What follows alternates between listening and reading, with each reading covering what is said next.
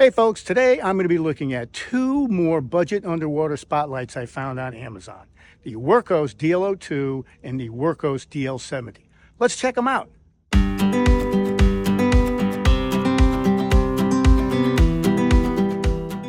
Welcome to another Water Trek 360. Here's another installment in my quest for budget underwater spotlights for night and wreck diving. Do check out my previous videos on other underwater spotlights. You can see the list in the upper right hand corner. I will provide links for them in the description. Today, we'll review a couple of lights from Wurkkos, the DL02 and the DL70 that I bought on Amazon. As always, I do not represent any of the companies I review, nor any other manufacturer I may reference. These opinions are my own. If you like these reviews, click subscribe, click like.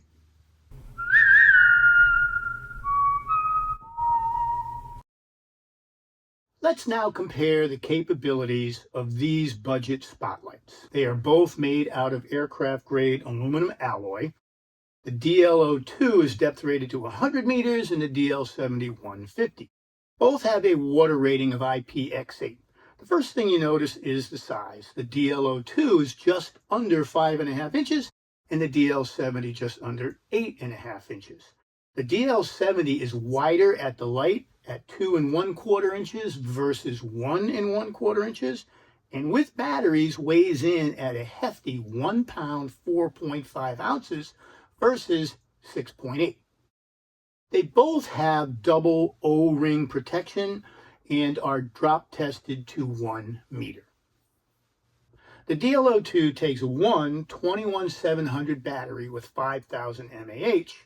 The DL70 takes two 26650 5000 mAh batteries. Both are unprotected. The DL02 recharges in about 3.5 hours.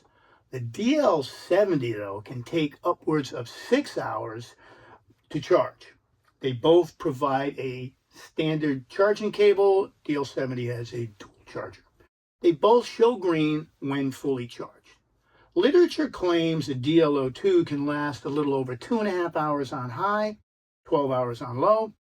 DL70 a little over 2 hours on high, 2 hours on turbo, and 18 hours on low. DL02 has a paddle switch. You push it to the left for high with a corresponding lumen of 3000, then to the right for medium and low with lumen of 1300. The DL70 has a button switch which cycles through low, medium, high, and turbo with corresponding lumens of 450, 1300, 4000, and a whopping 13,000. Holding down on the switch turns it off. It also has a memory function returning to the last lumen setting when it was shut off. Neither have a flashing strobe. DL02 claims a Kelvin of 6500 and the DL70 5000. Neither list a CRI. Both can be used on land. Although the DL70 gets really hot on high, both indicate low voltage and reverse polarity protection and have ATR, or advanced temperature regulation, to reduce brightness when over 140 and 131 degrees Fahrenheit, respectively. The DL02 has a 19-degree beam angle with an overall spread of about 60 degrees. The DL70 has no mention of a beam angle, but we'll be covering that again a little later. The DL02 has a remaining battery power indicator on the switch with green, then flashing green between 50 and 70%, red when under 50%, and then a flashing red when under 10%. The DL70 has no power indicator. As for accessories, they both came in a box with a lanyard, spare O-rings, a charger with Type-C cable, and a manual. Neither have a carry case.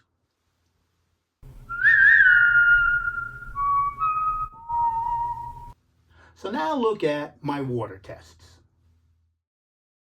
I ran several sync tests. For me, the high setting is the differentiator. On high, the DLO2 stayed green for 37 minutes, then went flashing red, then went to red at 1 hour and 12 minutes, and flashing red at 1 hour and 45 minutes. Finally off at 2½ hours.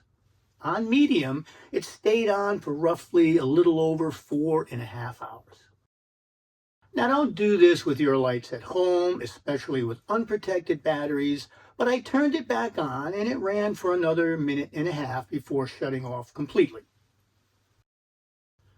The DL70 on turbo would dim at around 50 minutes, went flashing, and then shut off completely at 65 minutes. On high, it averaged 1 hour and 30 minutes or so. I also turned the DL70 back on. It ran for about 2 minutes, started intermittently blinking, and then shut off at around 7½ minutes.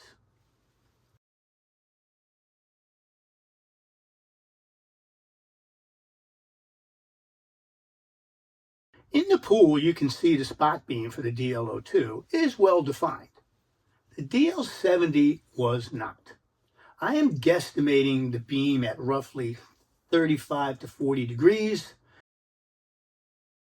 The diffuse beam for the DL70 and the difference in lumen was noticeable.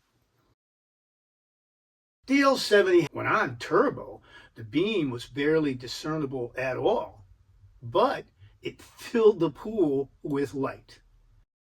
Don't shine this light in your buddy's eyes. DL70 has the memory feature. Well, this was nice. Again, I had to remember which setting I was on while I was testing. Kelvin was similar, but the DLO2, even with the lower lumen, is a cooler white.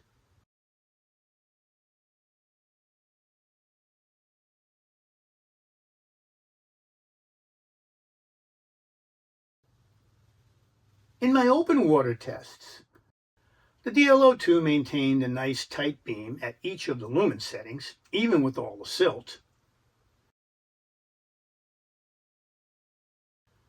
The DL70 with the wider diffused beam made it harder to see into the holes and crevices even at lower lumens due to all that backscatter. On a different day with less silt, they both did a much better job, as you can see here.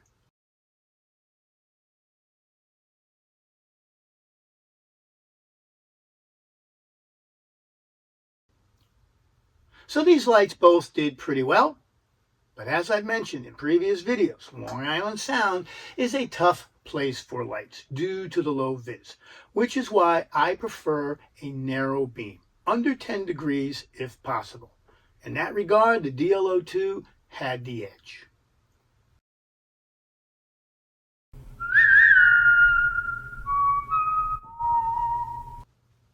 So what did I like and dislike? Well, they're both depth rated to at least 100 meters. The size and the weight of the DLO2 I liked. The DL70 was a bit heavy for me. It's on the upper range of what I would use and drag around, especially for helmet use. They are both relatively cheap. I only paid $104 for the DL70 and only $50 for the DLO2. No flashing strobes, a bit disappointing, other lights have those.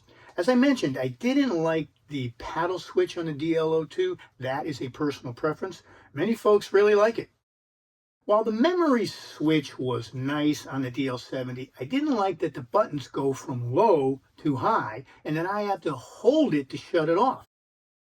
I didn't like that the DL70, the button allows water into the button cavity. You need to make sure that you flush this completely, especially after salt water use, to prevent any salt deposits possibly impacting the switch mechanism. And the button is super sensitive. Be careful transporting this in your gear bag. If it goes on, the light gets really hot. I always remove the batteries before traveling with it. I like the DLO2 run times, and I was satisfied with the duration and the beam angle. The DL70 though, I would not normally use this on turbo, and the 2-hour runtime on high was disappointing, especially for a 6+ hour charge time. Something to consider if you are using this on a liveaboard. The extra lumen though was tough to ignore. Bottom line, they both have a solid feel.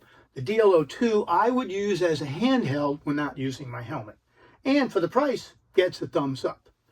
DL70 on the other hand, also gets a partial, mostly thumbs up, primarily due to the massive lumen, in spite of my other dislikes. And I would use this as a handheld, night and wreck diving in clear water.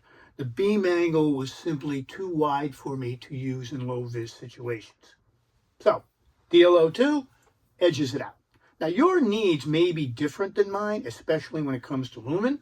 So, at these prices, check them out. Anyway, that's my opinion. Let me know what you think. As always, my friends, stay safe in your dive adventures, and remember, go explore, get wet,